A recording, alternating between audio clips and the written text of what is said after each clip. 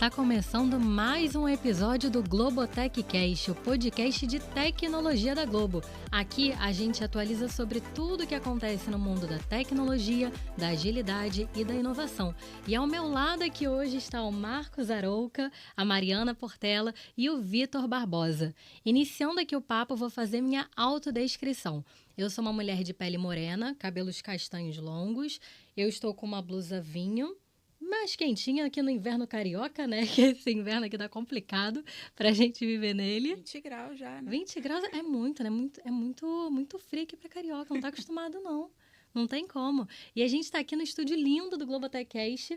Eu estou aqui num fundo azul, com fundo azul meio degradê, e todos estão junto aqui com a gente também no estúdio, e o Vitor está remotamente também com o nosso fundinho do Globotechcast em um fundo azul. E eu peço aqui para o Marcos se apresentar e dar umas boas-vindas para o nosso episódio. Olá pessoal, tudo bem? Meu nome é Marcos Arouca, eu sou branco, calvo, tô com uma camiseta do Tsuru por dentro e com uma blusa de botão por fora, e realmente tá agradável o clima. Ontem devia estar 16 graus, hoje de manhã estava 16 graus, tá maravilhoso. Mas eu acho que, por exemplo, até puxando já pro Vitor se apresentar, mas acho que ele tá em São Paulo, para ele estar acostumado com esse tipo de clima, né? Fala pessoal, tudo bem? Prazer estar aí com vocês. Eu sou o Vitor Barbosa, sou um homem branco, estou usando um agasalho preto com a logomarca do Google Cloud, falando aqui diretamente de Mogi das Cruzes, São Paulo. E, curiosamente, aqui também está 20 graus hoje. 20? Nossa! Aí tá bom demais para vocês, já estão acostumados. Tá, 20 graus aqui dá até para pegar uma piscina. Oi, pessoal, tudo bom? Prazer estar aqui. Eu sou Mariana Portela, eu sou uma mulher branca, tenho cabelos médios, escuros, castanho escuro. Tô com um blazer e blusa preta. E é isso. Tá animada aqui pro Globotechcast? Olha, agora que começou eu fiquei mais nervosa, confesso. Relaxou. E aos poucos você vai se sentindo mais em casa tá bom, aqui. Tá bom. É sempre a primeira fase, depois se acostuma e fica tranquilo. Depois você nem vai sentir o tempo passar. E Tá os bom. nossos ouvintes aqui também não. Tomara.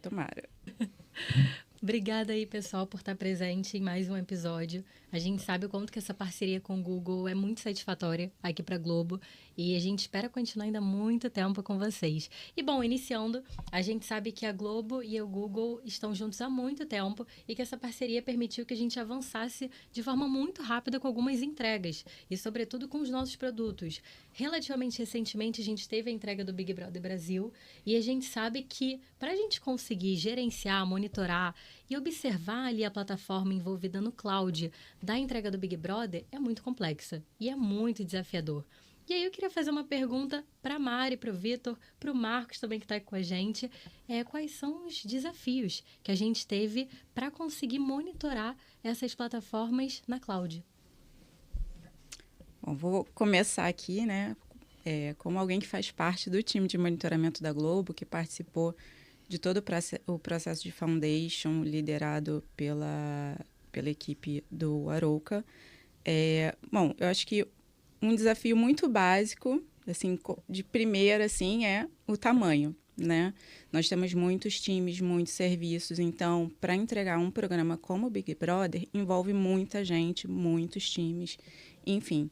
Então, a gente, de alguma forma, não pode limitar o acesso desses times a ferramentas de monitoramento e observabilidade tanto que a Google Cloud oferece, né, de uma forma tão robusta, mas a gente também tem que criar processos para que essas informações cheguem de forma rápida e assertiva para que a tomada de decisão também seja rápida. Então, eu acho que um grande desafio é orquestrar isso tudo e não limitar o acesso dos times a ferramentas necessárias, entendeu? Com certeza. E assim, quando a gente fala de Big Brother, a gente já pensa que realmente tudo tem que ser muito rápido. Ele não tem muito tempo de resposta, nem de você pensar o que fazer, como agir.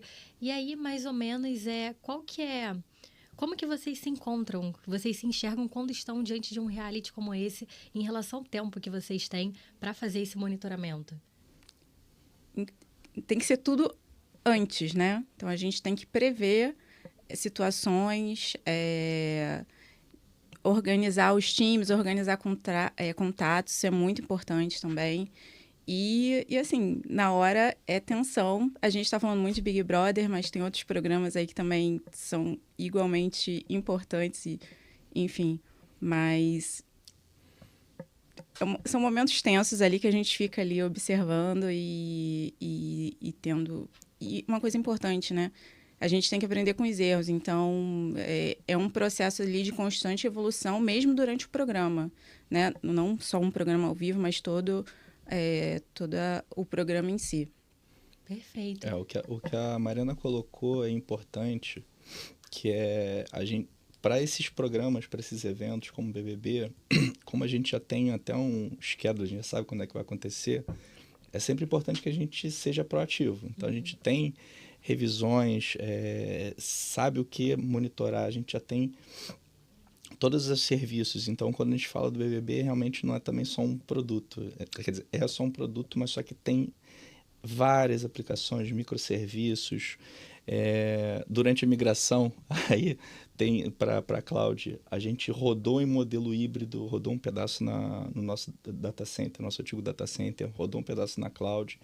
Mas, assim, importante é que realmente é o tipo de programa que a gente tem que se organizar, planejar para que faça esse tipo de observabilidade seja entregue para os times que vão tomar conta antes. Uhum. Assim, isso é importante. Comparando com outros produtos, vocês podem citar algum exemplo de outro produto da casa que a gente tem, que vocês também fazem esse monitoramento bem acirrado e bem minucioso? Como a gente trabalha na área de infra básica, não que todos os produtos tem algumas peculiaridades. A gente faz uma base para que seja atingida, fazer entrega para todos os produtos. Uhum. Então, BBB, Cartola, eu acho que um muito crítico, eleições não dá para errar. Eleições, a diferença das eleições é isso. Tipo, no BBB você tem um programa atrás do outro. Óbvio que a gente quer sempre entregar o melhor para os nossos clientes. Sim. Mas se ocorrer algum problema, seja na infraestrutura, o produto, instabilidade, num paredão, por exemplo, a gente tem vários outros. Mas, uma vez, não é que a gente queira, mas pode acontecer. A eleição é um tiro só, é um momento. Tem naquele horário entre 5 horas da tarde e 8, 9 horas da noite. Se a gente perder aquela janela, a gente perdeu a eleição. Então, é muito mais crítico no período que a gente tem para entregar o produto do que um BBB que é faseado. Então, a gente pode ir sempre evoluindo. A gente, com certeza, chega no final do BBB, da edição do BBB, mais estável, mais tranquilo, com as monitorações bem definidas, tudo mais tranquilo. Pode acontecer problemas? Pode. Acho que não. Sempre acontece alguma coisa, mas essa diferença é vital. Entendi. E vocês tiveram, assim, ou no Big Brother, ou nas eleições, algum perrengue que vocês passaram? E que vocês podem compartilhar com a gente? Sempre acontece perrengue. Isso é normal. Mas é por isso que a gente já Eu acho que o perrengue maior foi o BBB do bilhão. A gente passou... É um case de sucesso. Vale um podcast. Vale um só pra ele. Vale um só pra ele. Aqui. Esse aí... Vale porque a gente teve que remodelar a arquitetura em tempo real. A gente teve que priorizar, diminuir um pouco, não diminuir a qualidade da entrega, mas, por exemplo... alguns serviços que você pode entregar com maior qualidade, com... Como é que eu vou dizer? Eficiência. Não, o ponto é assim, a gente tirou algumas partes, né, que não eram vitais, digamos assim, de diminuir um pouco a qualidade delas. Eu posso diminuir um pouco essa... Agora eu perdi o termo, mas assim, eu consigo diminuir algumas coisas da infraestrutura para poder priorizar a entrega principal. Às vezes você pode, né? Houve todo um manejo de recursos na época, né? E eu acho que o que ele está querendo dizer é que, assim, às vezes você pode colocar algum processamento para rodar daqui a 3 horas depois do programa, não sim, precisa sim. ser agora. Coisas que não precisam ser tão instantâneas, né? Então, foi bem crítico isso aí. E a gente, na tensão total quanto ao recurso, o Thiago Leifert. Vamos votar, gente. Nossa. Vamos votar. BBB do bilhão. Que fique claro uma coisa, se a gente tivesse já com o Google, poderia ser um pouco mais suave. Ah, com certeza. Um pouquinho só, né? Uma brincadeirinha. Pra gente, não sei pra Google, né? Também ia ficar a tensão ali. Facilidade para vocês escalar, acho que seria bem mais tranquilo, né? Eu acho que a parte mais importante, é uma das partes mais legais E até aproveitando, queria que você falasse dessa parte do desafio já, Vitor, já começasse, mas essa parte da escalabilidade em cloud facilita muito, né? Diferente de você ter um data center, ter que planejar quantos servidores vai ter e tal. Mas fala um pouco, Vitor, desse ponto. Esse é o grande lance da cloud, né? Essa possibilidade de elasticidade, né, que a gente gosta de falar por aí, né, de você conseguir escalar de uma forma muito mais rápida, né? E você transfere essa questão de todo esse planejamento de escala para o provedor de nuvem, né?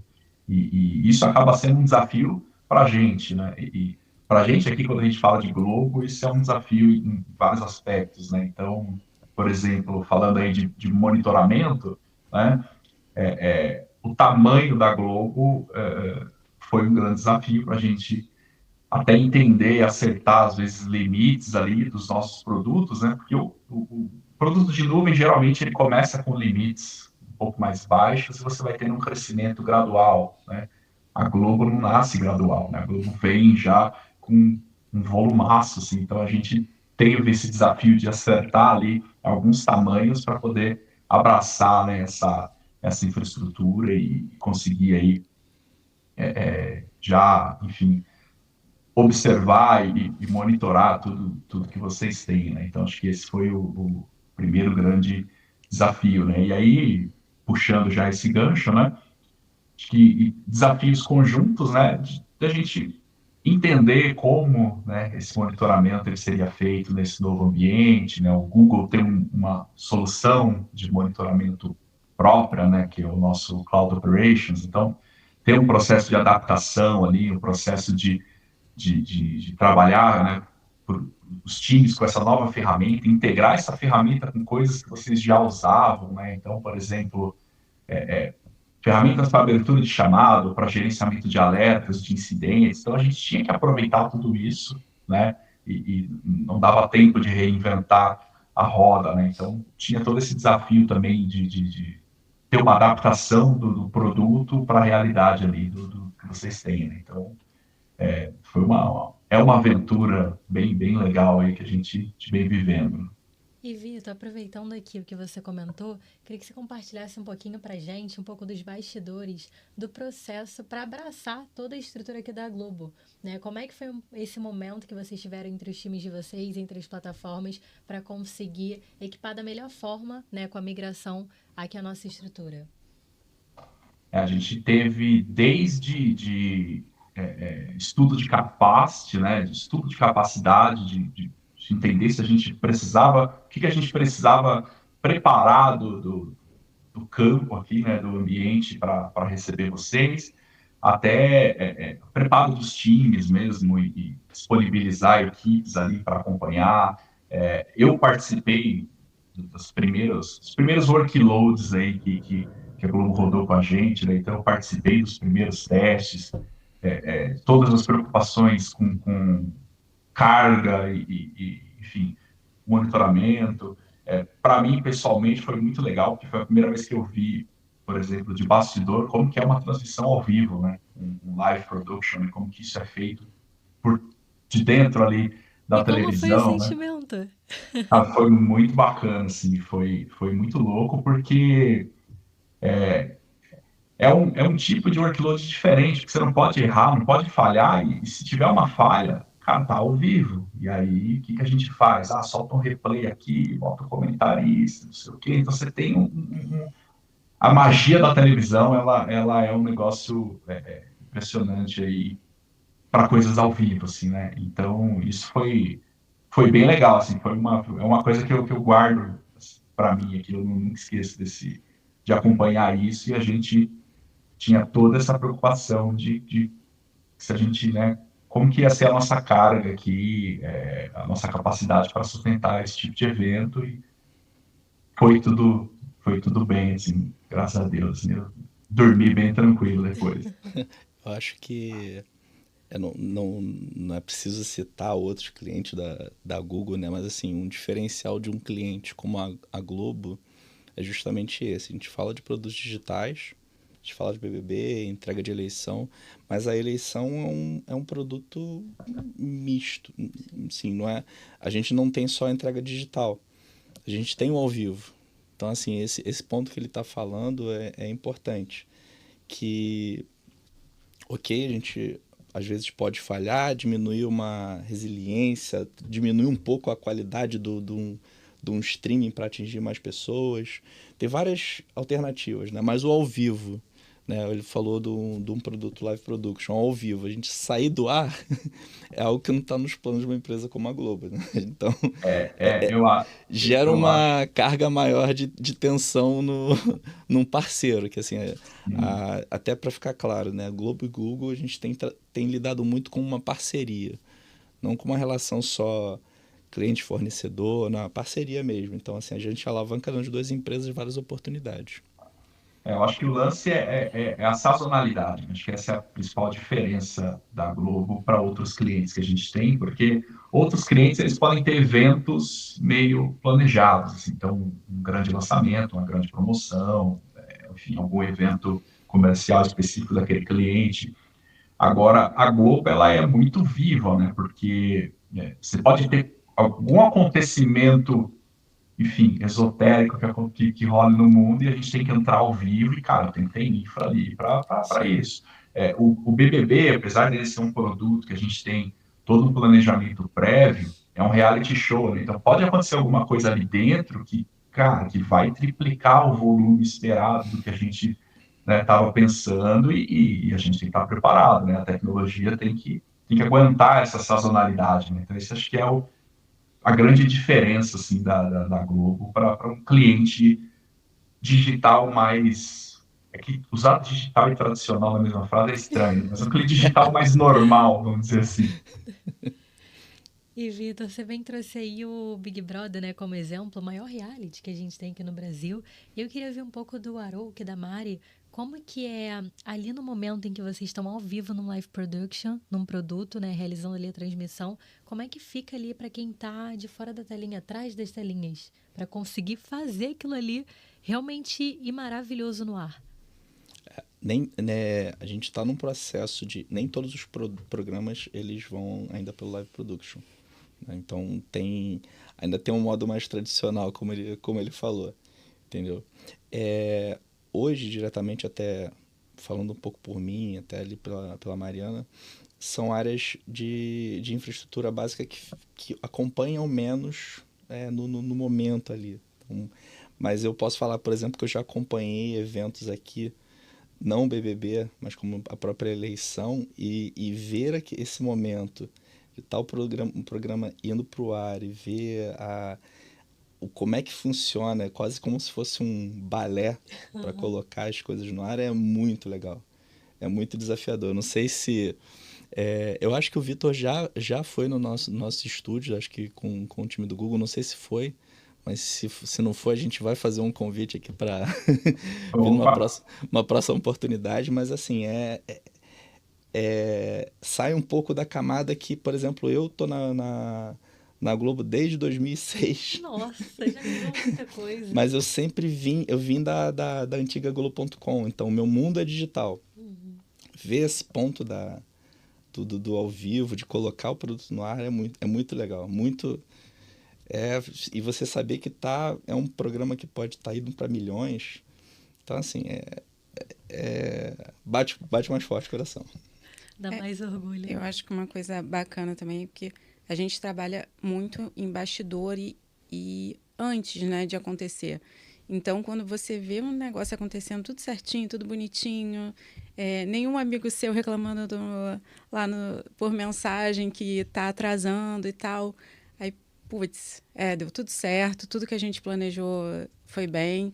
Assim, o ao vivo, a gente sabe que a galera que está lá manejando tudo é super competente, não tem o que falar, né? A história da Globo está aí, mas ver que está tudo certinho lá na estrutura que a gente planejou é muito, de fato, de muito orgulho mesmo. Sim, e quando eu falo a questão do balé, porque cada um sabe, é assim, não, uma entrega de uma empresa como a da Globo, assim, como várias empresas, cada um tem um pedaço. Então, por exemplo, quando a gente tem uma parceria com o Google, que traz muito a questão de uma escalabilidade melhor, de novas oportunidades até de arquitetura, quando a gente tem times que se preparam para entregar com essa parceria monitorações, observabilidade, quando a gente sabe que tem times que trabalham na arquitetura, mas a gente também sabe que tem times que estão ali cuidando de iluminação, câmera, ajustes ali num palco ou numa casa igual do BBB, a casa mais vigiada do Brasil.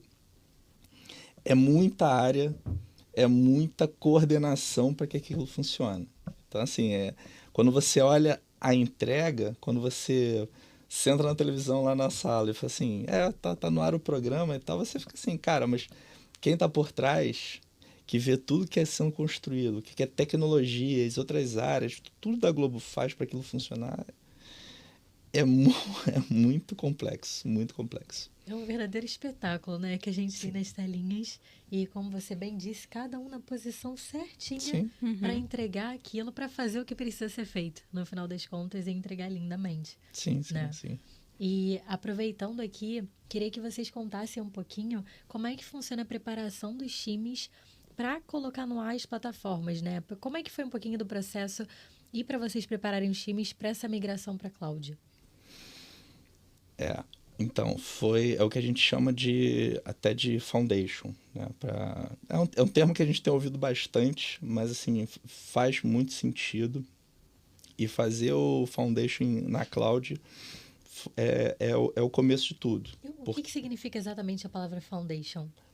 Foundation é um conceito, a gente pegou vários temas que a gente entende, que a gente tinha na nossa orquestração de infraestrutura e produtos, e pegou e sentou com o Google e falou assim, vamos entender como é que a gente roda, não um data center na cloud, mas até porque a gente quer sempre ser cloud native para a gente ser eficiente também, porque esse é um ponto interessante. Mas como é que a gente vai para a cloud? Porque diferente, até como o Vitor falou, de um cliente tradicional de cloud, em que ele vai lá, ele cria uma conta, eu crio uma VM, eu uso um serviço da cloud, um serverless, alguma coisa assim, a Globo já tinha muita coisa estruturada. Então, a gente teve que sentar com eles, e aí teve times, por exemplo, de monitoração, teve times de evolução infra, que é o time que faz a arquitetura de cloud, com um time de telecom, de segurança. A gente sentou, definiu vários pontos de atenção e que a gente chamou de foundation. Então, assim, utilização de serviços como DNS, redes, segurança, monitoração, todos eles fizeram uma cartilha, um baseline a ser seguido, e a gente foi aplicando. O que a gente conseguiria ser mais nativo de cloud, o que a gente iria trazer as nossas aplicações e serviços de infra. Então, isso é o que a gente chama de foundation, e foi o que a gente fez lá atrás, né? Antes da gente começar efetivamente a migrar aplicações. A gente preparou toda a arquitetura, a nossa org, que a gente chama, uma org que a gente tem na cloud, e daí começou a migrar. Perfeitamente explicado. É uma coisa bem de base mesmo, assim, né? Ter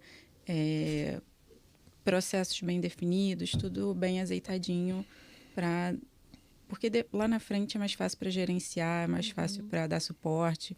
Então, assim, tem muita coisa envolvida nesse foundation, né? Não é só uma questão de padronização, é realmente uma questão de olhar lá para frente e ver e ter uma forma de gerenciar tudo isso. Então, falou, é muito grande, a gente já nasceu muito grande, né? Então, precisa ter esse cuidado. Eu acho que uma coisa interessante de falar também sobre essa pergunta é que muitos times, principalmente os times de foundation, passaram por treinamento forte. Então, a gente não sentou e desenhou, né? Todo mundo passou por treinamento. muita gente mesmo, assim, o maior número de pessoas que a gente conseguiu para conseguir aproveitar tudo que o Google tinha, né? Para a gente, tudo que ele tinha de oferta de serviço para a gente conseguir evoluir o nosso modelo, que antigamente era um data center. Em quanto tempo, mais ou menos?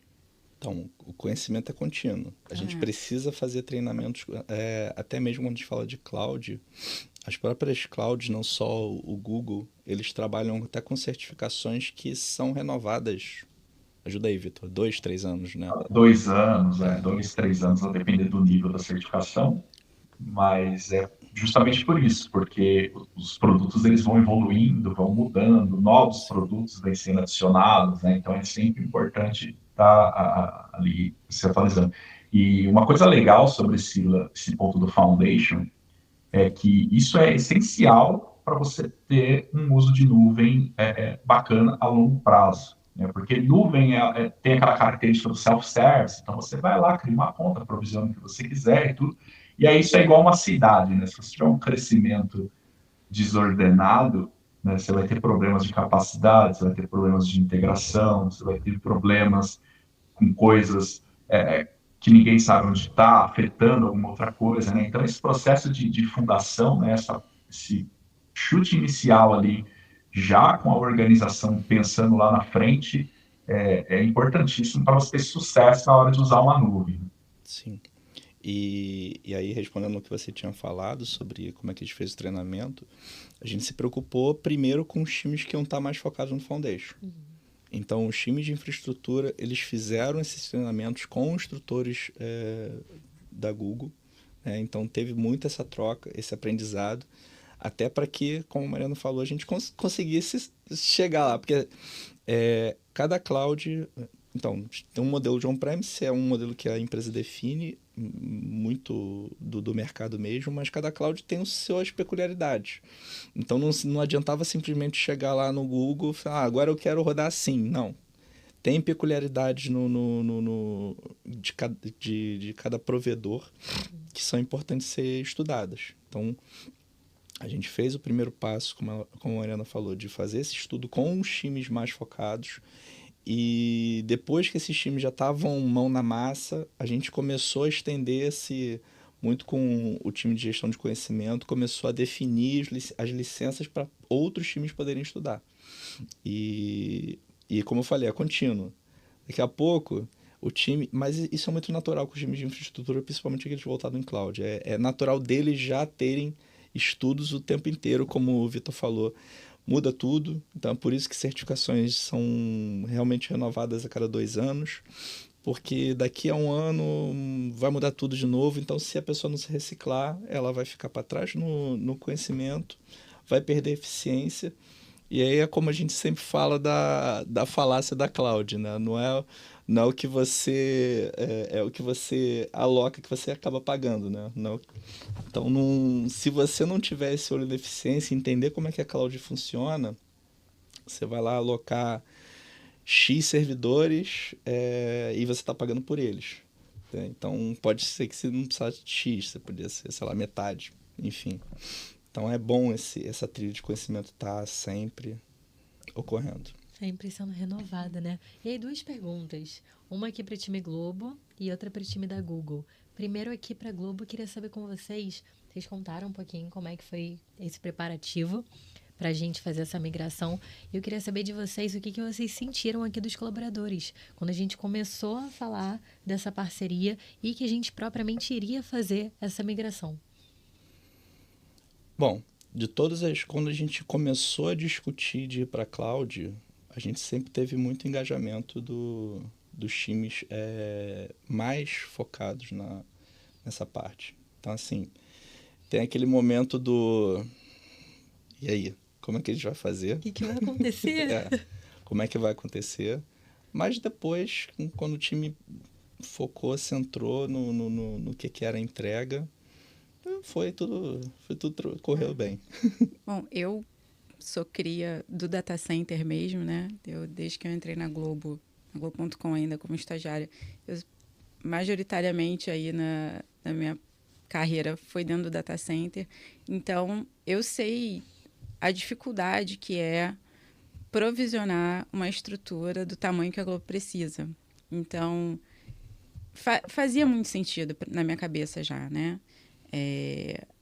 Fazia muito sentido porque todo ano era aquela coisa, vem BBB, e aí? E aí uma correria para a máquina, não sei o que e tal. Só que voltar para o tamanho antigo também custa. Então, a questão da elasticidade que o Vitor falou é muito isso. E acaba que era um custo tanto de provisionamento, quanto um custo de retirada. Às vezes não tinha retirada. Então, assim, a gente já estava num nível de maturidade que fazia sentido. Eu acho que todo mundo já tinha um pouco dessa ciência, que necessitava dessa elasticidade, porque a gente estava crescendo muito nesses eventos. Então, acho que foi uma adoção majoritariamente tranquila por parte dos times, sabe? E vocês sentem que cada vez tende a melhorar? Os times tendem a ficar cada vez mais confortáveis com a utilização da cloud? Sim, com certeza. Porque uma das diferenças desse modelo é que justamente a gente consegue experimentar produtos e serviços da cloud que a gente não teria como fazer num modelo de data center. Né? Então, assim, e até mesmo, como a Mariana falou, algumas coisas que a gente precisava fazer, como projetar o crescimento do próprio data center, era algo que, em algum momento, você tem que projetar mais, obviamente. A Globo tem modelos de entrega que são sazonais ou produtos como o BBB. Então, assim, a gente tem que sempre tentar ir para o topo. Dado o paredão do 1,5 bilhão, a gente viu como é que era. Então, assim, é esse tipo de produto e esse tipo de entrega que a gente fala assim, o melhor cenário mesmo para uma empresa como a Globo é ir para a cloud, porque a gente consegue ter, além dessas possibilidades de ter esses novos produtos, a gente poder ter uma folga na nossa escalabilidade, poder ter tranquilidade em fazer um produto ao vivo, ao mesmo tempo que está acontecendo um produto ao vivo, que a gente tem uma estrutura mais elástica ali em uso, mas acontece algum desastre, acontece isso e a gente vê aquela chamadinha da Globo de que aconteceu alguma coisa, os nossos acessos vão para cima, então assim... Aí eu passo um pouco o problema pro time do Google quando a gente fala de escalabilidade, que agora a bola é com você. Então, alguns times ficam até... a gente não deixou de se preocupar com isso, mas a gente agora tem uma parceria, a gente tem que... Não precisa ficar com esse olhar e esse ano? Quantos servidores a mais eu tenho que colocar no meu data center? Sensacional. E agora eu estou muito curiosa para saber do Vitor, como que a Google recebeu essa parceria aí com a Globo e para conseguir organizar nossa estrutura em termos de plataformas, em termos de cloud. Como é que foi isso aí dos times de vocês? Assim, foi bem bacana, porque a preocupação era muito grande, assim, né, por conta dessa questão do tamanho e tudo. E eu lembro que eu estava em casa assistindo o Jornal Nacional com a minha esposa e saiu uma matéria, né, no Jornal Nacional dizendo que a Globo tinha fechado uma parceria com o Google e tal, e a gente ficou Você assim, falou cara... mãe, eu tô lá, sou eu. Falou, cara, olha o tamanho disso, assim, tá saindo no Jornal Nacional, cara. Esse negócio, isso não pode dar errado, né? Porque olha o tamanho, né? E a gente tinha esse desafio de receber a Globo com o Big Brother batendo na porta, num ano que também tinha a eleição e Copa do Mundo, e assim, cara, a gente brincava que a Globo é Black Friday todo dia, né? A gente tem cliente e-commerce, né? Tem aquela questão o ano inteiro, tem uma tranquilidade, de repente Black Friday é uma loucura. Cara, assim, Globo chegava com o BBB, a loucura da Black Friday, todo dia durante o programa, né? Enfim, uma Black Friday diária, né?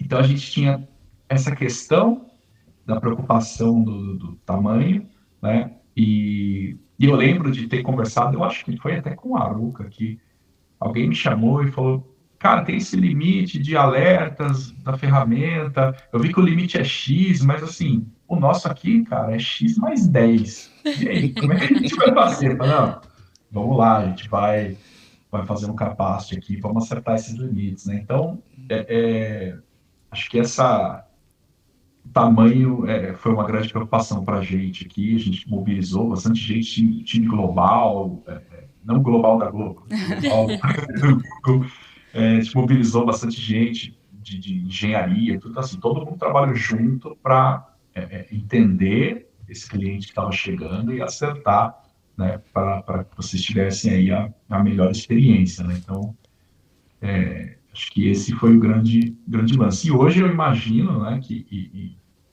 hoje para o Google, assim, o Google tem que crescer considerando a Globo. Então, pensa no desafio, né? A Google tem que crescer aqui considerando o crescimento também da Globo, né? Considerando o crescimento dos outros clientes, mas é uma situação em que não caberia uma outra forma de relacionamento que não fosse realmente uma parceria de falar, gente, vamos junto, porque é uma coisa muito grande.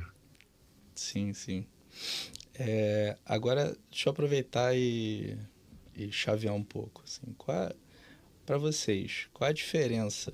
Eu não sei se cabe um pouco ali para a Mariana e o Vitor complementa, mas qual a diferença entre monitorar um ambiente mais on-premises e estamos na cloud? Como é que é essa diferença?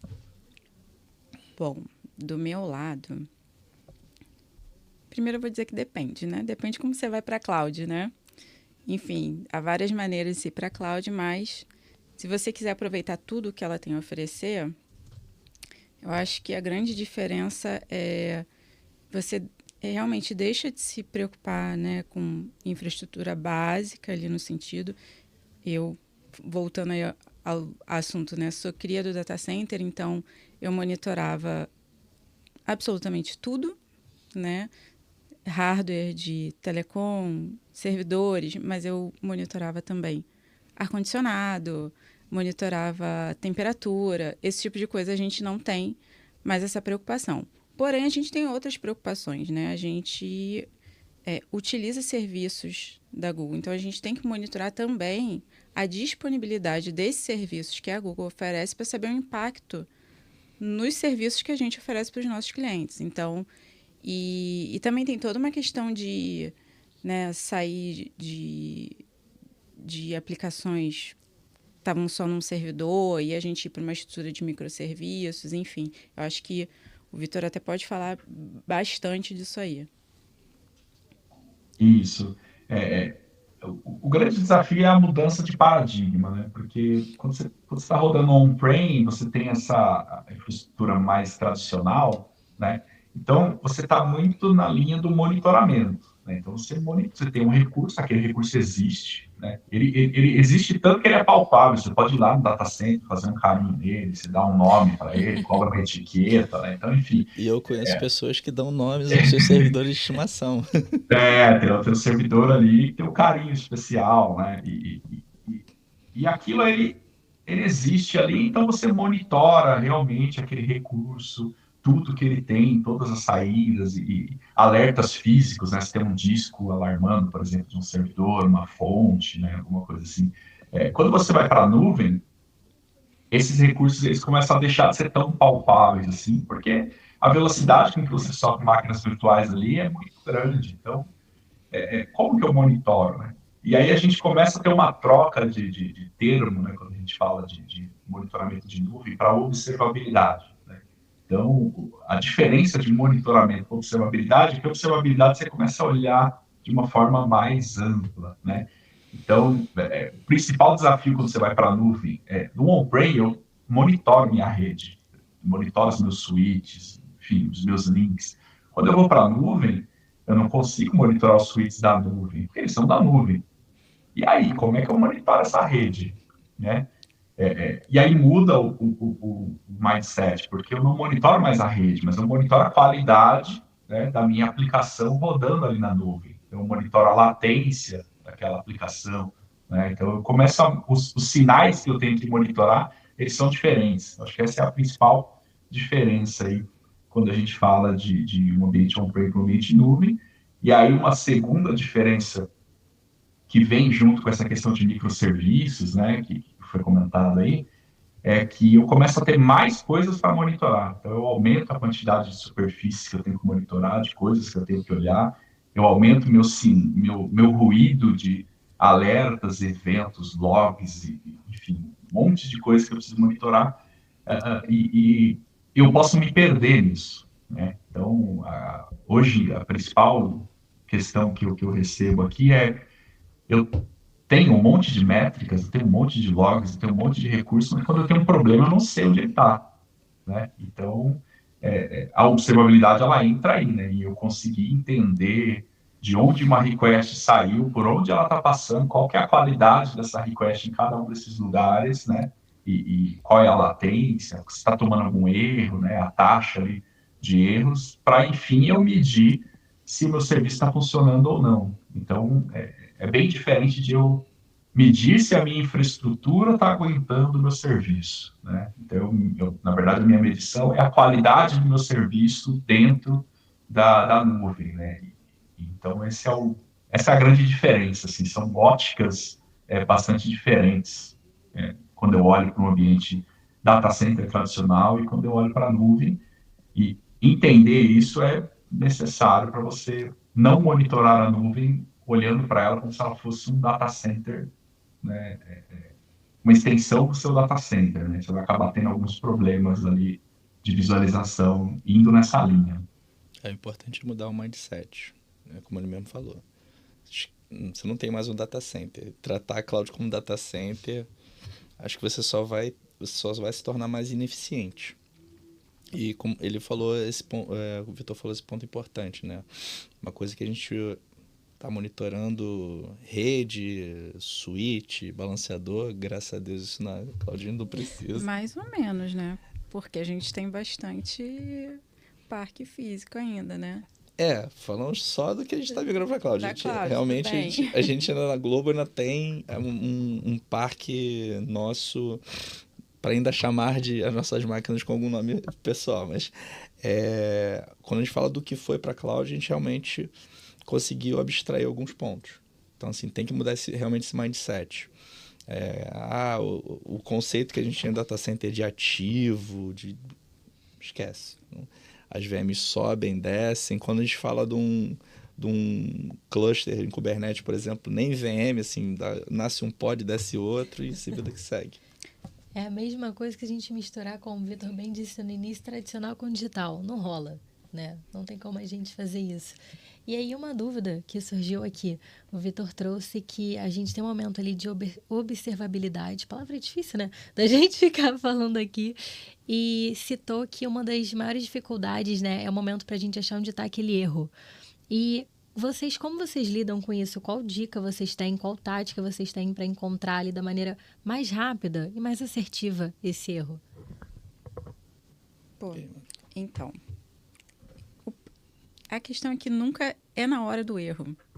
Você tem que sempre prever de uma certa forma, entendeu? Você tem que criar fluxos para na hora que o erro vir a acontecer, você ser capaz de identificar. Então, de todo o desenvolvimento da sua aplicação, você tem que pensar nisso. Eu acho que o Vitor tem muito a acrescentar essa questão da observabilidade, mas desde o momento da criação da sua aplicação, você tem que pensar nesse rastreamento. Né, Vitor? Exatamente, muito bem colocado, porque assim, um erro, conceitualmente, ele é um evento inesperado. Então, se você não espera ele, você não sabe como você vai encontrar ele, nem por onde olhar, né? Você pode ter ferramentas para fazer o tracking, tudo, mas isso quanto o erro já está acontecendo, né? Quando a gente fala de observabilidade é uma coisa que ela tem que estar no core, então desde lá do desenvolvimento da aplicação, então o desenvolvedor que está criando a aplicação ou aquele módulo, ele, melhor do que ninguém, sabe o que a gente tem que olhar para garantir que aquele módulo dele, aquela aplicação, está funcionando. Então, ele sabe melhor do que ninguém quais são as métricas que a gente tem que olhar, quais são os logs que aquela aplicação precisa gerar para que a gente entenda o que está acontecendo com ela, entenda o que é aquele erro, tratar ali os erros, né, e para que a gente consiga fazer essa correlação. E aí também a gente tem os traces, né, que são os rastreios, principalmente quando a gente fala de uma aplicação web, né, que é eu rastrear quem chamou aquela aplicação, aquele módulo, como chamou, qual foi a resposta que essa pessoa recebeu ali daquela chamada, quanto tempo isso levou, né? Então, isso inclusive nas literaturas, a gente chama de pilares da observabilidade, né, que é métrica. Então, a métrica é uma medição de alguma coisa em determinado tempo. Então, por exemplo, a CPU do servidor ou do container, às 3h42, estava em 80%. Isso é uma métrica. Então, eu tenho ali um estado daquele recurso naquele momento. Aí eu tenho outro pilar que é o log, né? Então, às 3h42, com a CPU em 80%, esses eram os registros ali na minha aplicação, eram os registros ali naquele momento que estava acontecendo. Então, conectou no banco de dados, fez uma consulta, pegou esse resultado, mandou para outro lugar, então você tem esses registros, né? E aí o terceiro pilar, né, que forma o olho ali, né, da observabilidade, né, são os traces, que aí é o rastreio, para eu saber quem começou aquela request, qual servidor, qual outro serviço, qual usuário, como aquela request foi feita, por onde ela está passando, né? Quanto tempo está levando cada lugar onde ela está passando, qual retorno ela está tendo. Então, com isso, com esse arcabouço de monitoria, de registro e de desenvolvimento, né, que eu preciso do desenvolvedor para que ele me coloque esses registros, esses logs, né, aí com isso eu consigo, de fato, entender por que aquele erro ele aconteceu, né? Ou, pelo menos, se eu não entender por que ele aconteceu, eu consigo saber quem gerou aquele erro e aí isso gerar um item de um backlog, por exemplo, para corrigir aquela aplicação, ou conseguir entender se, de repente, é uma questão de recurso, de ajustar ou escalar um servidor, um recurso. Né? Então, esse é o grande lance da observabilidade na hora que a gente fala de fazer o track de erros. Né? Sim. E é importante até sinalizar que, no caso da Globo, apesar de nós estávamos rodando anteriormente no data center, nossa cloud interna, a gente tinha uma cloud on-premises. E um alavancador que facilitou muito a migração para a cloud foi até o próprio Tsuru, que é o nosso PAS. Então a gente já... Está fazendo propaganda? A gente já trabalhou, tanto facilitou a migração, quanto muito desse trace que ele está falando, observabilidade, a gente conseguiu acelerar tanto a ida, quanto até saber como é que esses microserviços estão. Então, isso facilita muito. A gente tem serviços que rodam na cloud com um modelo mais tradicional IaaS, com VM e tal, mas a gente na cloud tá muito focado em arquiteturas que demandem muito uso de Kubernetes. Na verdade, eu acho que Vitor pode confirmar, acho que a gente, grande parte uma tendência a ser Kubernetes, o que facilita. A gente adiciona mais uma camada até na nossa arquitetura, né? A gente tem lá a cloud, mas com isso a gente consegue ter um pouco dessa observabilidade e consegue ter esse trace de qual aplicação, até porque o Tsuru, por exemplo, permite mais essa parte. A gente, com o time de monitoração, a gente entrega também já para o cliente, o dono da app, toda a visão de como é que está a saúde da aplicação dele. E, na verdade, só uma não. Quando a gente falou aqui mais cedo que a gente tem um foco num BBB, numa eleição, mas quando a gente abre para o Tsuru, a gente tem milhares de microserviços. Então, todos eles a gente trata com o mesmo carinho. E então, para fazer isso em alta escala, a gente precisa ter muita automação e aí tem essa parte de observabilidade também. A gente acaba entregando com muitas ferramentas, às vezes, que ou integradas entre os times ou que os times de monitoração fazem, para a gente não ficar às escuras, porque realmente isso é vital. Não dá para a gente só esperar ser reativo no problema. A gente tem que ser proativo. Então, proativo é muito esses 3 pilares que ele citou que a gente tenta fazer sempre. Desculpa. Eu acho importante também falar que você precisa conhecer a sua aplicação e seu produto, né? Então, antes dela chegar de fato à produção, executar testes, para você entender qual a capacidade necessária, qual é o comportamento em caso de estresse, é muito importante para você, de fato, definir o que é um problema ali. Né? A gente não pode pular etapas. Por isso que eu sempre falo, né? Você perguntar como é que é ali na hora do problema. Cara, na hora do problema é um estresse, mas a gente tem que se preparar antes. Então, conhecimento, preparar toda uma arquitetura que nos leve a chegar mais rapidamente a essa informação, antes do nosso cliente, de preferência. isso é muito importante. Com certeza. E antes também da melhor ferramenta de alerta que existe nas empresas, que são gerentes e diretores. Eles sempre percebem primeiro que todo mundo. Impressionante isso. Esse ponto aí é melhores monitorações do mundo, né? São os melhores.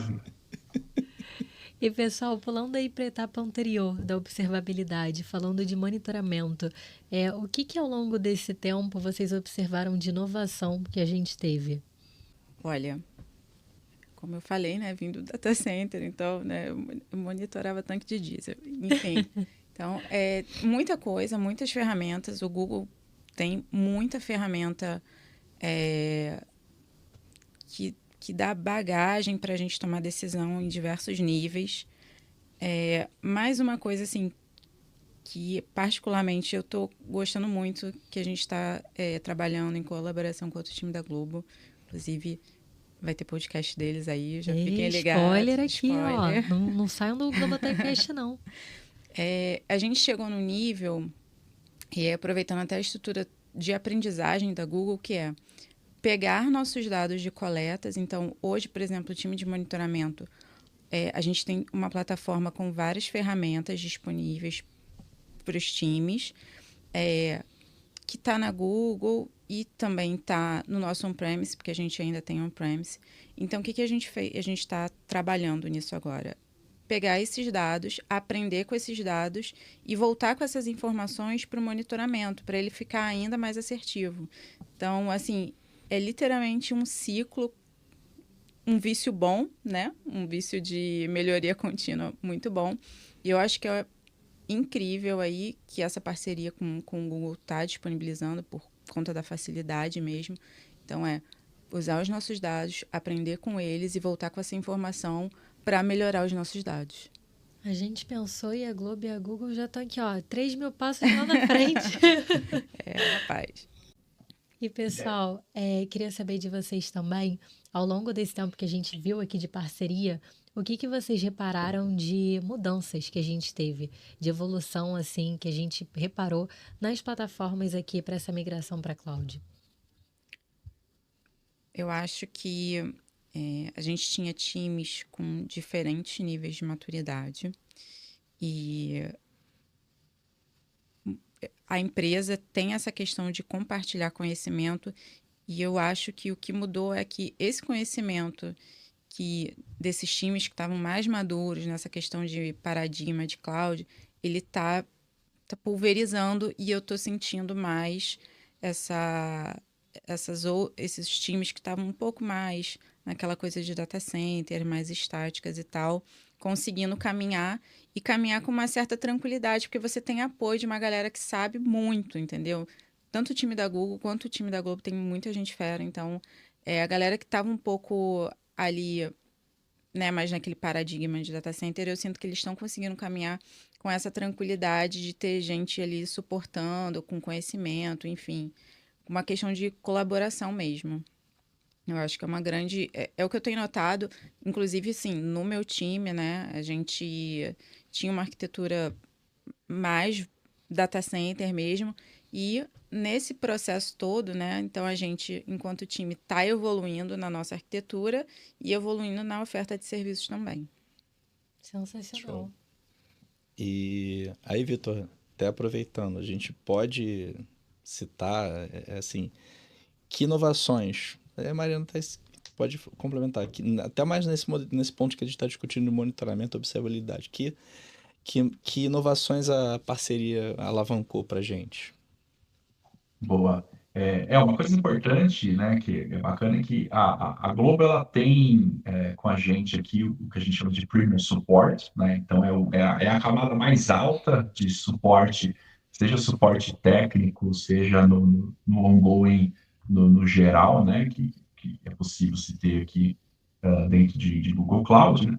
E dentro desse Premium Support a gente tem o que a gente chama ali do EAP, né, que é o Early Adoption Program, que é um programa de adoção de coisas que ainda estão em desenvolvimento, né? Então a Globo pode testar, né, features, né, que ainda não foram lançadas ou que estão ali em preview, em beta, né, especificamente aí de monitoramento, né? O pessoal da Globo testou e vem testando ali o GMP, né, que é o Google Managed Prometheus. Então, é uma oferta de Prometheus gerenciado pelo Google.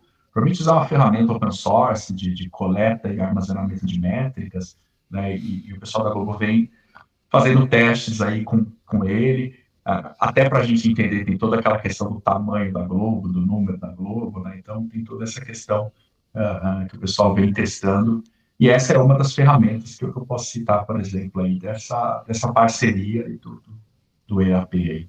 Essa questão do EAP eu acho que é muito uma relação ganha-ganha, porque a gente tem acesso a essas novas funcionalidades, mas a Google também tem todo o feedback tamanho globo, né? Então, assim, é toda uma questão de capacidade, uma questão também de necessidade, e aí é muito ganha-ganha essa relação. É quase que um teste de carga em produção, né?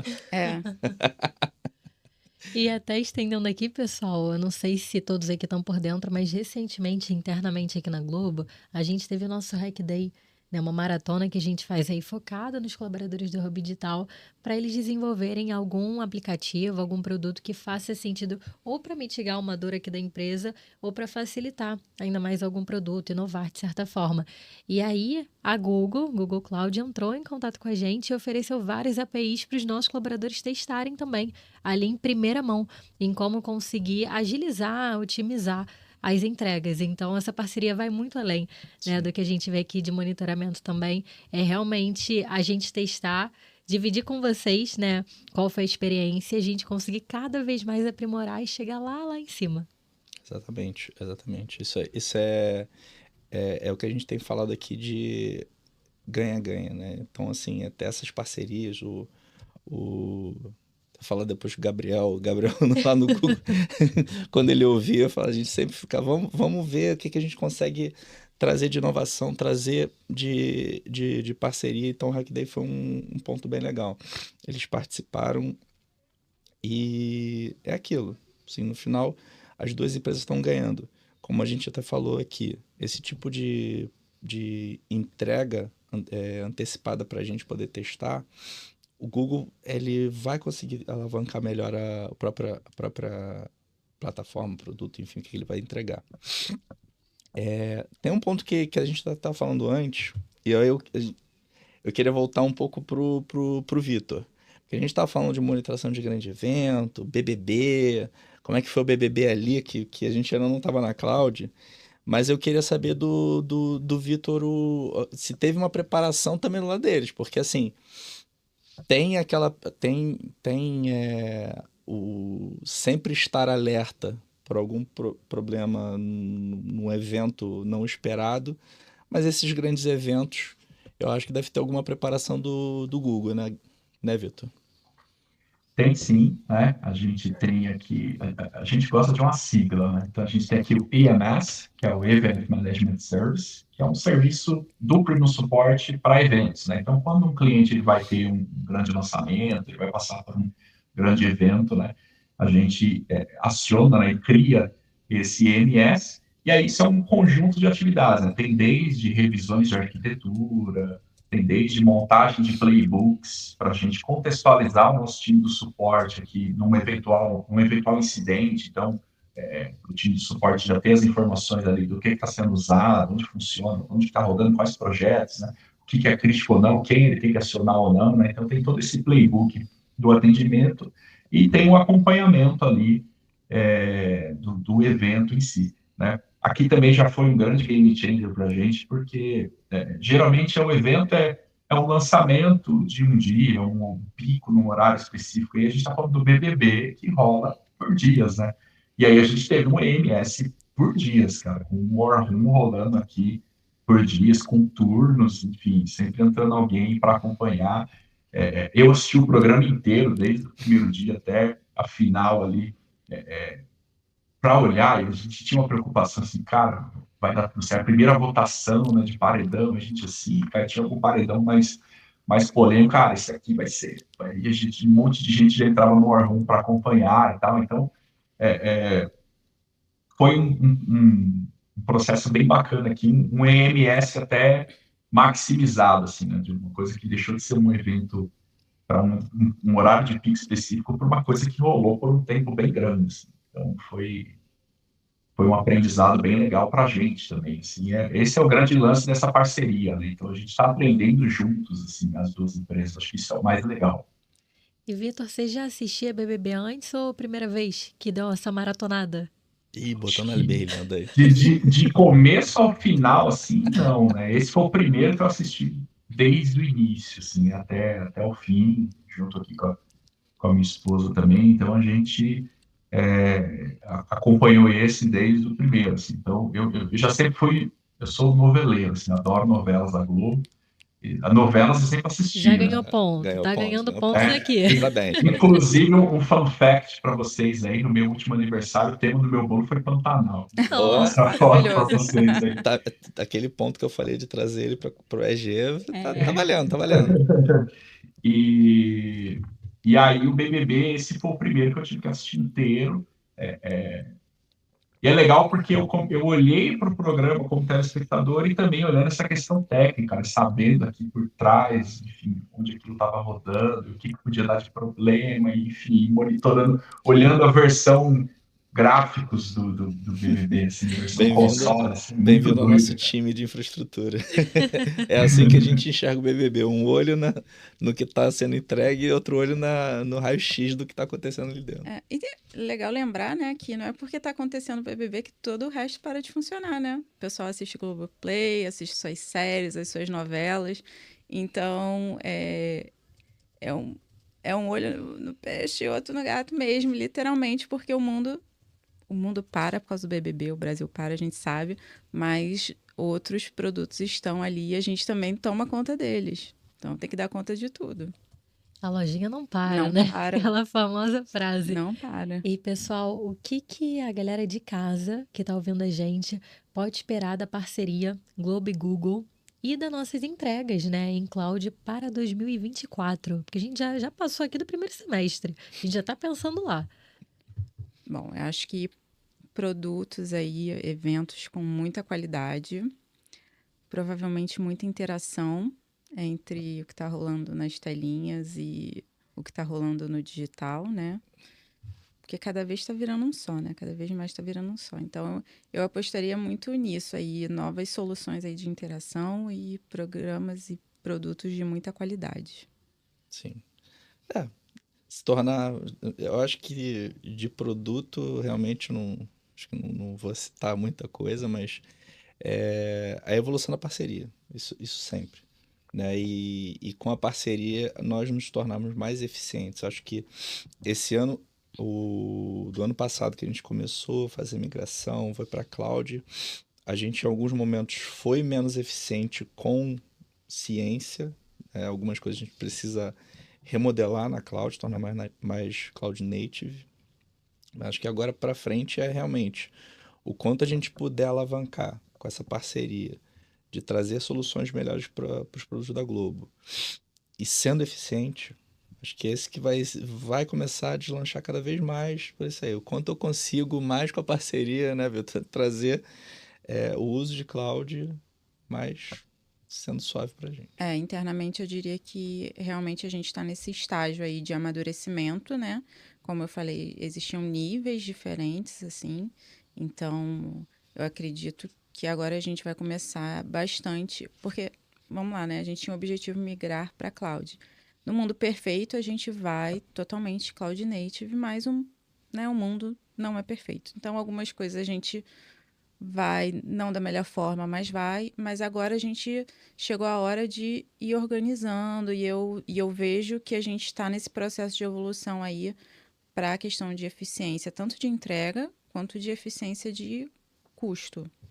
É isso aí. E acho que do nosso lado aqui é essa questão também de fortalecer a parceria, continuar o aprendizado, apoiar vocês o máximo possível nessa jornada, né, que é a ida para a cloud. Né? Então, a gente vem falando aqui, você tem essa mudança do monitoramento para observability, então tem uma série de desafios aí nessa jornada. Você tem a mudança ali da questão de FinOps, né, de gerenciar custos de um ambiente que é on-prem para um ambiente de nuvem. Finops dá um outro podcast pra gente falar só sobre isso. E vem aí também, hein? Já tô sabendo que a gente já tem 2 já tô soltando spoiler aqui. Aí sim. Então você tem toda essa questão de Finops que gera também várias mudanças na forma como você olha para gestão de custos, até questões culturais, né? Então você tem um processo, uma caminhada bem longa aí, com bastante aventura no meio do caminho para a gente ir desbravando juntos, né? Acho que essa é a coisa mais legal. E com monitoramento e observabilidade ajudando tudo isso aí, né? Também. Com né? certeza. Muito log, muita métrica, muito sempre ali entendendo o que a gente pode ser mais eficiente. Bom, pessoal, infelizmente a gente vai ter que encerrar a nossa conversa, mas a gente já tem mais 2 EPs aí na esteira. Eu já chamei a galera para vir ficar então aqui. A gente se encontra de novo nesse Conversa no Globotech Cast. E quero agradecer muito a presença de vocês, o tempo que vocês tiveram para compartilhar muito conhecimento e muita experiência com a gente. Tenho certeza que vai ser muito rico e está sendo para quem está ouvindo aqui. E eu agradeço muito e eu espero que a gente continue muito forte nessa parceria ainda esse ano e nos próximos anos também. Muito obrigada pela presença de todos e a gente se vê em mais um Globotech Cast em breve. Obrigado, pessoal. Vitor, valeu por ter vindo. Mariana também. Realmente, esses podcasts, a ideia realmente é não só divulgar essa parceria, mas realmente mostrar como é que foi esse caminho, como é que a integração entre os times foi proveitosa e está sendo. E é isso, sim, foi muito bom mais esse. Tem outros na fila, tem outros vindo para esteira outros temas. Vamos falar de um monte de coisa aqui com essa parceria. É isso. Então não deixem de acompanhar a gente. A gente está em todas as plataformas de áudio e também em videocast no YouTube do Vem Pra Globo. Então até breve e logo mais, pessoal. Logo mais a gente vai estar junto em mais um episódio em parceria com a Google Cloud. Muito obrigada. Obrigado, pessoal. Valeu, gente. Obrigado. Obrigada pelo convite, galera.